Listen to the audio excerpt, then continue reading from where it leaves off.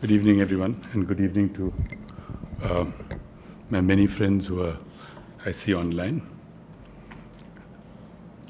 Thank you very much.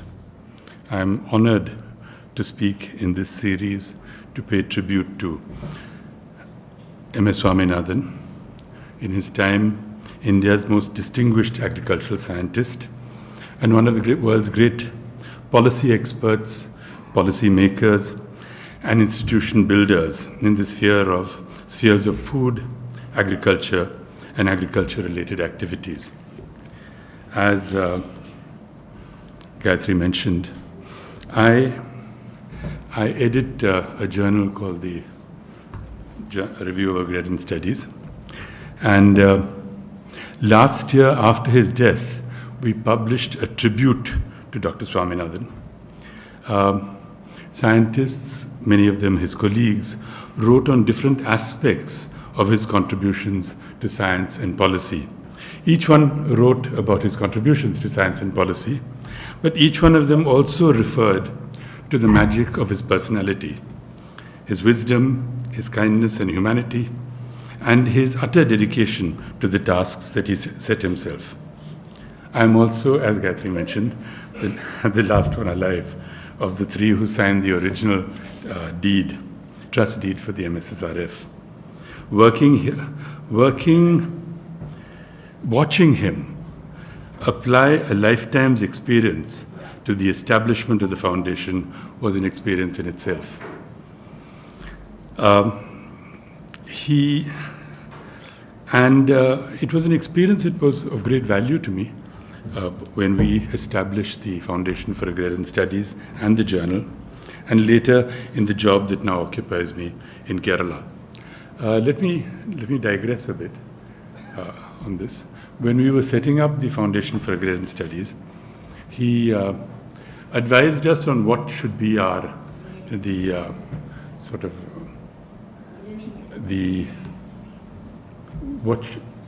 he advised us, he suggested that we keep in mind three principles of organization when we established an institution. One was, is there a felt need for this institution? Is there a demand for what you want to study? Does the world need this institution? The second was, is there anyone doing the same thing? If there is, and who are doing it reasonably well, consider strengthening that organization rather than setting up a new institution of your own. And the third was that when you as an organization are going to be donor supported, you can be nothing other than donor supported, but never let your research be donor driven. And these were enormously important recommendations for us, and we tried to follow them. And as I said, working in policy in Kerala now, dealing with institutions, this is really it's been a very important. It was a very important lesson for me. And so to my present topic, M.S. Swaminathan devoted his life to the improvement of the lives of farmers, to farming, and to put an end to the misery of poverty and hunger and malnutrition. This then is a lecture on classes in India's countryside and on the two major components of India's rural working class, the peasantry and wage workers. Before I really go into this, into the meat of this, I'd like to point out some of the really important features of the rural workforce in India. It's enormous and expanding size. The official statistics on labor, our official statistics are incomplete. We criticize our official statistics, and rightly so. But although incomplete, they give us an approximate figure on the size of the rural workforce. The striking and somewhat unexpected finding that emerged in our work from the National Sample Survey, that is from the Employment and Unemployment Surveys, and from the Provisional Labour Force Survey, is that the absolute numbers of rural workers in India, especially women workers, has risen over the last decade. and more visibly in the last 5 years. The number of women workers rose from 101 million to in 2011-12 to 153 million in 2023-24. And the number of male workers over the same period rose from 233 to 258 million. In total, there were, by this count, there were 411 million rural workers in India last year. This is a, sorry, I have to keep wiping my eyes. I have a problem with eye watering. These are I just received these data yesterday. We worked on this yesterday, but these are figures to conjure with. What is the population of Europe, the entire population of Europe, compared to the rural, just the force of rural workers in India, and so on. But so we asked the question: who are they? Who are they? This great mass of rural workers in South Asia, and particularly India. And what are their socio-economic characteristics? To answer these, I should refer to various classical writings. I come from a Marxist tradition. I shall also refer to the literature, and I shall refer to a series of surveys that have been undertaken from the early part of the century by the Foundation for Agrarian Studies in its program of rural surveys. I shall particularly refer to 6 villages which we have resurveyed since 2018. 2 of them are in Uttar Pradesh, one in Bijnor district in western UP. It is a rice-wheat rotation with sugarcane village, which has participated in the sugarcane boom of the last decade. The second village is in eastern UP. It is a Dalit-dominated village with rather less successful agriculture, less irrigation. 2 villages, one in West Champaran in Bihar, one in Samastipur in Bihar, and 2 villages in the Lower Kaveri Delta, very different, Palakurchi and Venmani. I should refer to them from time to time, but let us first turn now to the first category that I mentioned, peasants. The peasantry as a social group is a social group that is enormously historically resilient. That is enormously historically resilient from right from the time that agricultural surpluses began. That it is not really associated with any. It is a category which has existed and spanned over many different kinds of social formations, under slavery, under feudalism, and under capitalism, indeed under capitalism. So as the social formation changed, so did the character of the peasantry. Let us take, and it has undergone many many qualitative changes. Let us take Marx's definition, the famous definition in the 18th Brumaire of Louis Bonaparte, where Marx, the famous quotation, of course, which many non-people who have not read the rest, much of Marx may have seen, is where he referred to the French peasantry as the mass of the French peasantry as a sack of potatoes.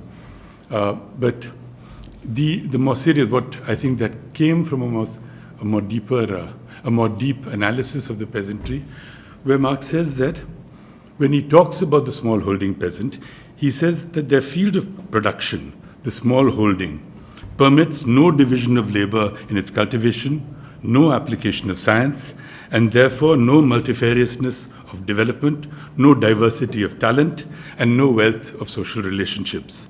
Each individual peasant family is almost self-sufficient, directly produces most of its consumer needs, and thus acquires its means of life more through an exchange with nature than in intercourse with society. Clearly that the phase of that kind of peasantry is over.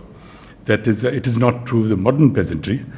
In fact, it was not true of, it began to be less true of many sections of the peasantry, even in India and even in the late 19th century.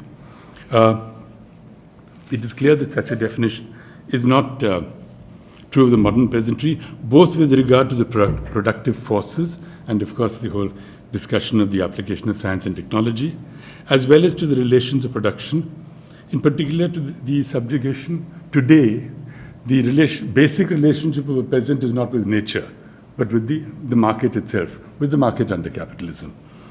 So let us take the many other classical definitions of the peasantry. One which refers to the peasantry as petty producers who cultivate entirely with their own means of production, including labor.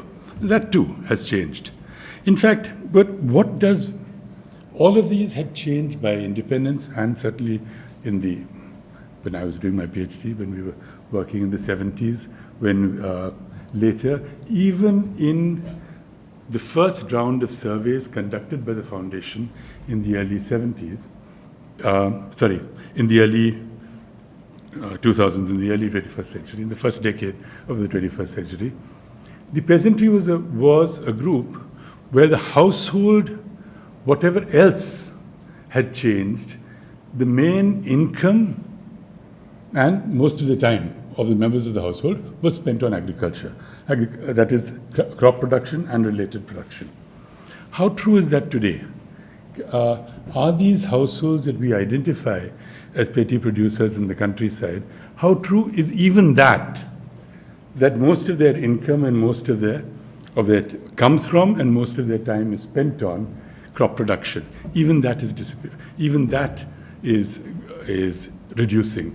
When we, in our recent surveys in Uttar Pradesh, in Bihar and Tamil Nadu, it's really shrinking.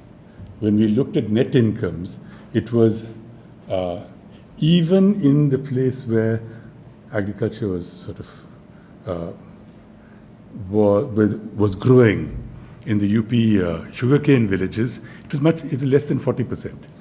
40% was being produced. 40% of the income of a peasant family, of this petty producer family, came from agriculture. In the Tamil Nadu villages, it was even less.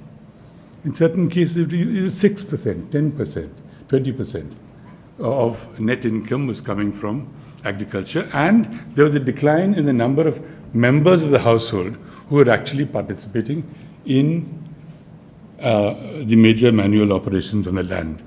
In fact, the whole concept of manual operations on the land has changed. But so this was so what's happened to the peasantry? Can you call it a peasantry anymore?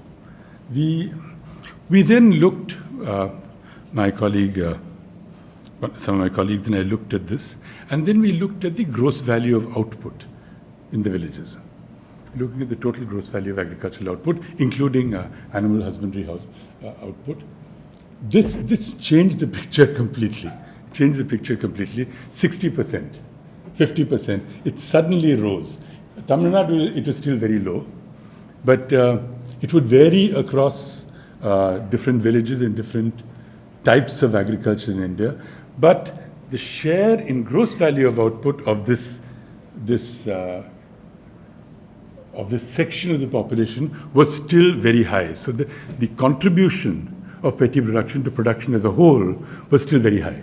And it would vary, of course, across different socioeconomic scenarios. It was very high in the Uttar Pradesh villages. It was relatively low in the lower Kaveri Delta villages.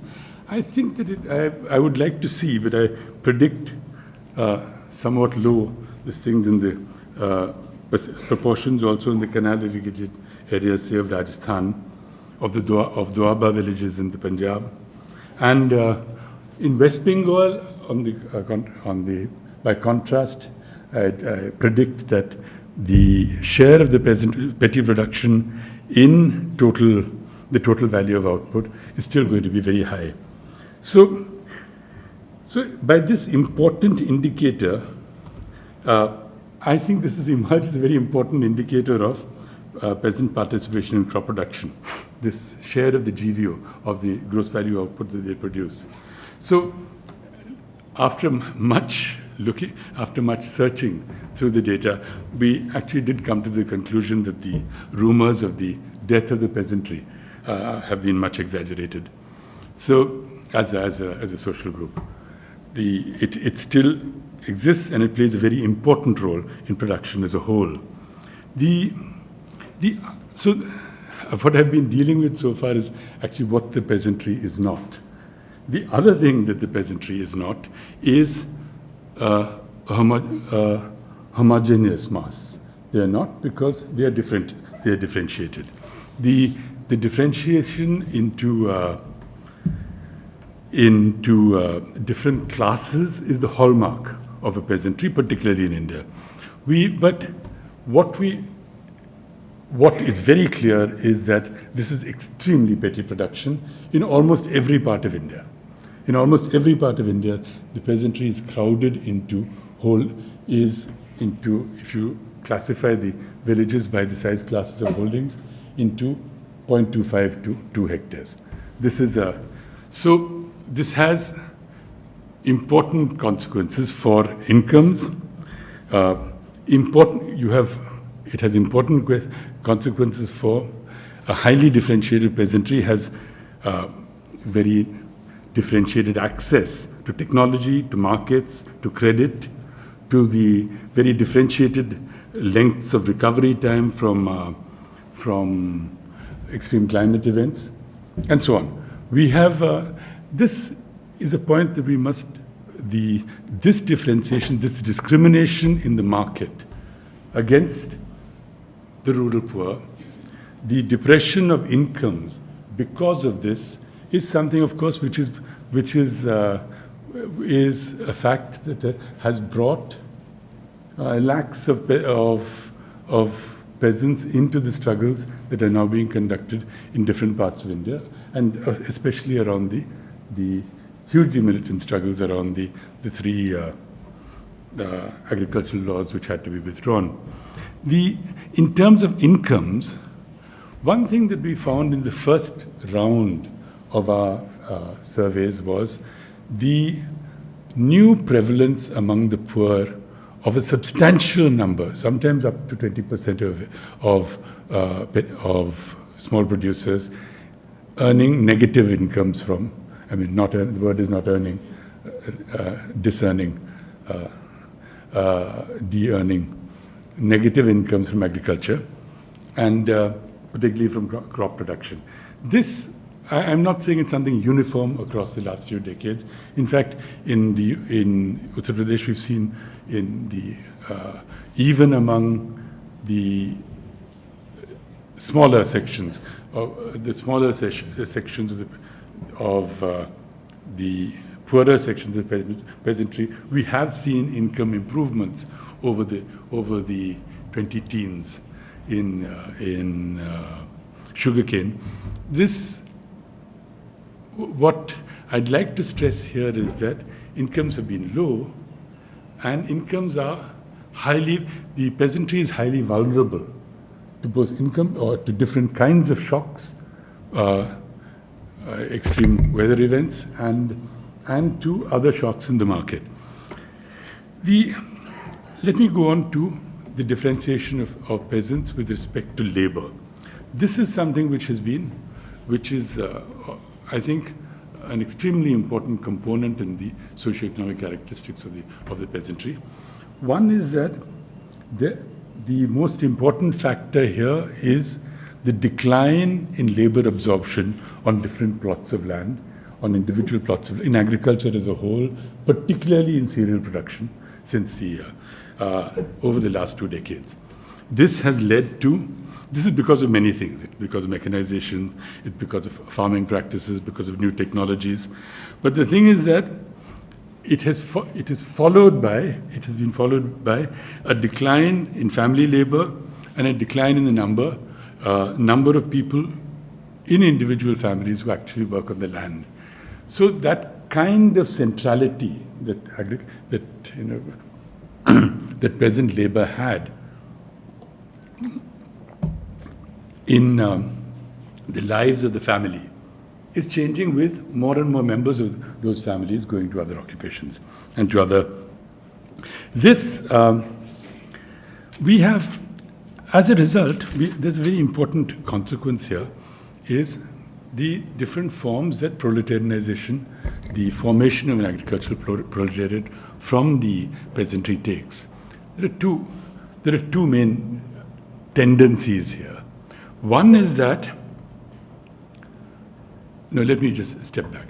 See, earlier, the classical writing, Sundaraya, others, differentiated the peasantry on this basis that the poor peasants would never hire in workers, but they would work out for wages. A middle peasant would neither hire in labor or work for wages on somebody else's land. A rich peasant would hardly work on his own land, on her own land, their own land, and would get most of their work done by others. Now, these barriers are broken.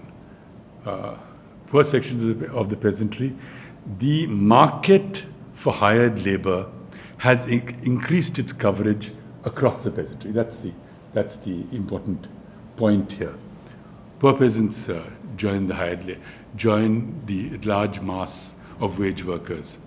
Middle peasants join the large mass of wage workers. Sometimes even people from the upper sections of peasantry join the mass of wage workers. And hired workers are used by all sections of the peasantry. So this extension of the market for wage labor characterizes the new situation. In this, and now I come to the question of proletarianization, there are two features of proletarianization. One is just the loss of land. Many people, they get negative incomes, they're poor, they can no longer work on the land. There's nobody in the household to continue with peasant cultivation. So they lose the land and landlessness increases. Landless wage workers proliferate. That is one way, the losing land. The other aspect of proletarianization is a very important one in India now. That is that more and more people from every class, what I just mentioned, from every class of the peasantry is now working out. They work as agricultural workers, but they also work at non-agricultural tasks in the village and outside. We did some exercises, and earlier, this was many years ago, if you took, for a village which you survey, if you take the number of days of wage labor worked by everyone in the village, get a total. Only about 50% of that total number of days was wage labor performed by people who were mainly wage workers. The other 50% was by people who were working who were members of the peasantry, who had other occupations in the village. So this indicates a very large spread of the market for labor power in the village, increasing its coverage. This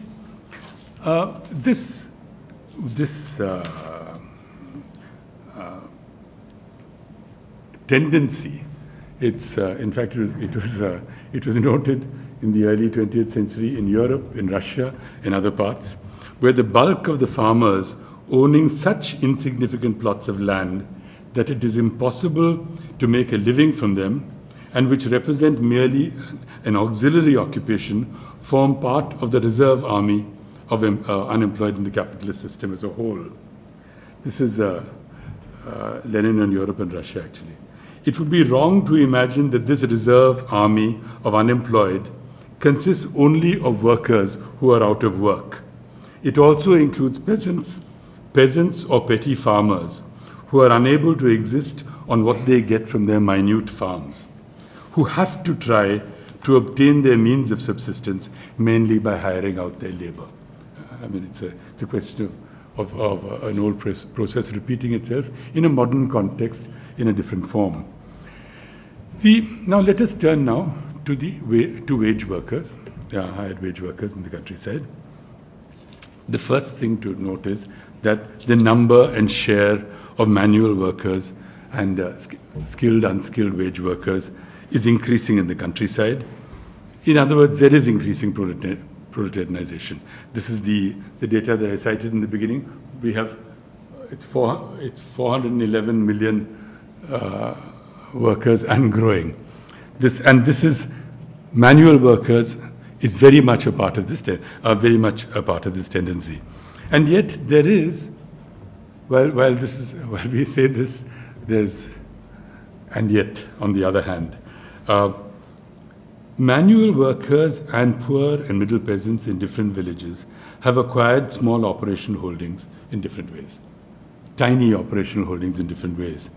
So while the overall trend is towards the expansion of the class of manual workers and the widening of the base of manual workers, particularly workers who migrate to other parts of India, continue to maintain organic links with their home villages and to acquire small operational holdings in different ways.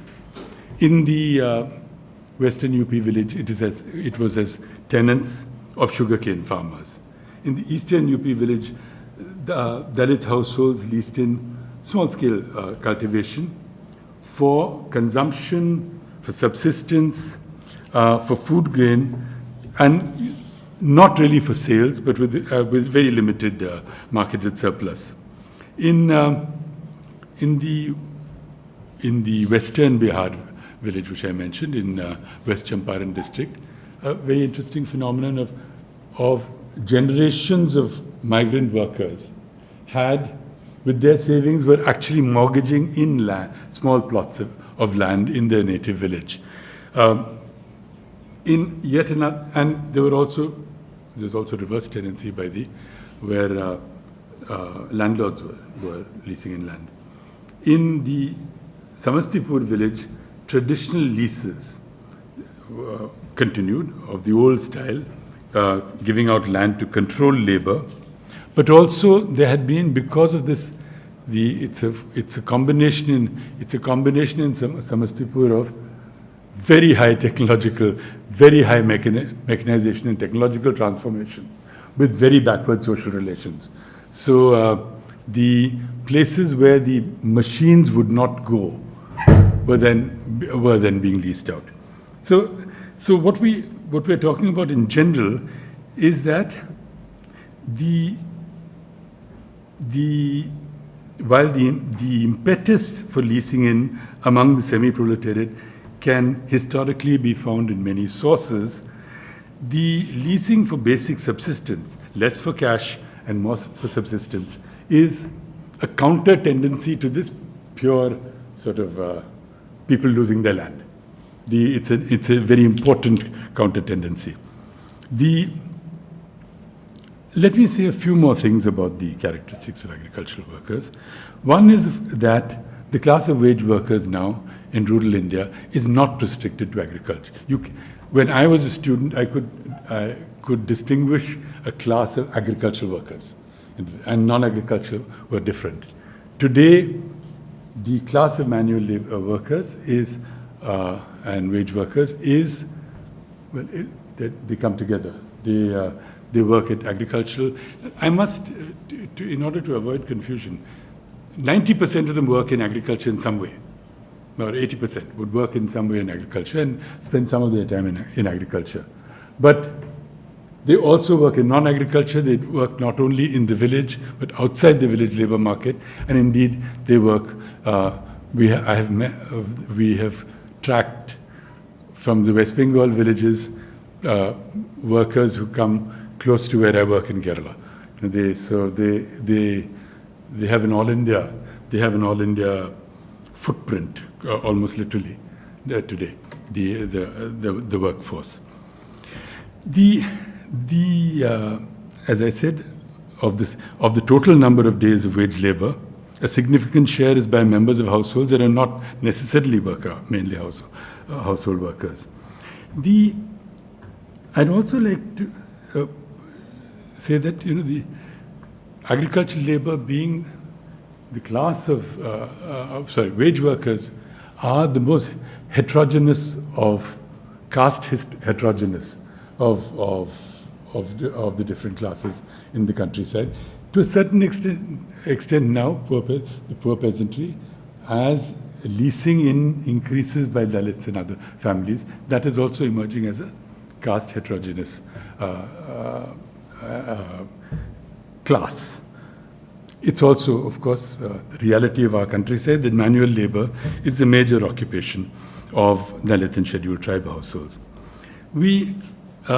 So poor peasants and wage workers, they kind of move back and forth between their class positions. I'd like to just make a few points also on women workers. Women in this, again, this is new data from the unemployment and employment surveys and from the labor force surveys. There are two very important points. First, the proportion of rural workers engaged in agricultural activities fell among men from 59 to 50% over the decade. At the same time, the share of women workers engaged in agriculture rose from 74 to 77%. These women, that women are now the major constituent of the agricultural workforce, according to the secondary source of data, is now must be integrated into our analysis and our understanding. It must, because if there's going to be a force for social change, if the people of rural areas are going to mobilize themselves and they're going to be mobilized for progressive social change, women must be central to that struggle. The second and related feature to emerge from official labor statistics is that women exceed men in the casual labor force. 21 million women now to 19 million men. In the category of self-employed in agriculture, the number of women has risen to 95 million, while the number of men is still higher, of course, 106 million. In short, among the self-employed, the number of women is rising sharply, although still lower than the number of men. But in the agricultural female wage labor force, there are more women workers than men. This, so every time you consider an agrarian movement or struggle, we must look at to what extent are women being leading that struggle and involved in that struggle. Last comment on the wage workers. When we first started in the early, in the first wave of our studies, one thing that we found was a decline, as I mentioned, in the number of days of work that were available. But wage rates in most of India, Kerala is an exception, were so low that if in a family of five, say, if the family, every member of the family was to attain poverty line incomes, then two members of that household had to work for a minimum of 300 to 320 days a year. Now those were impossible numbers. These were because the number of days of employment was about, in agriculture in those days, was about 100, 120, sometimes less, sometimes more. So to achieve only India's wretched poverty line of you had to work about 600 days, two people would have to work 600 days in a household of five.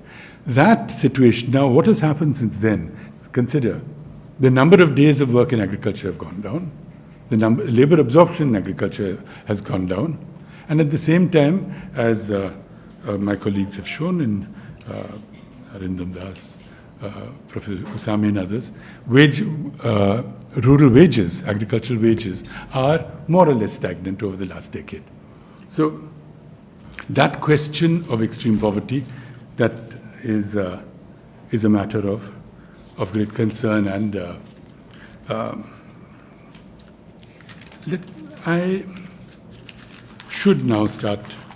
How How much time do I have? Huh? Okay. Gayatri gives me another 5 minutes. So, but I would like, I would like to make one point on this matter is that when we're studying these issues we must take into account the enormous diversity of the unevenness of development of capitalism in India, the different aspects of the social formation. There are an infinite number of combinations that are possible. You could have very high technology, very backward social relations, witness Bihar. You could have, in some places, Samastipur is what I have in mind, you could have relatively advanced infrastructure and education with a sharp decline in agrarian surpluses and incomes, particularly of the poor, witness the lower Kaveri Delta. You could, so the enormous variation now makes for great complexity in policy and organization for those who are involved in the political organization of the rural people, the rural masses for social change. Excuse me a second. I would like to refer, before I end, to when I was doing my PhD this month, I once approached P. Sundaraiah, whose close knowledge of rural India was unparalleled, and asked him about the whole issue of differentiation. That if you're going to have differentiation, what is the future prospect of differentiation? Is it well, to cut a long story short, he understood what I was trying to say, and he said that in a state where you do not have land reform, in a state where the worst forms of oppression have not been decisively swept away, in a state where the all kinds of pre-capitalist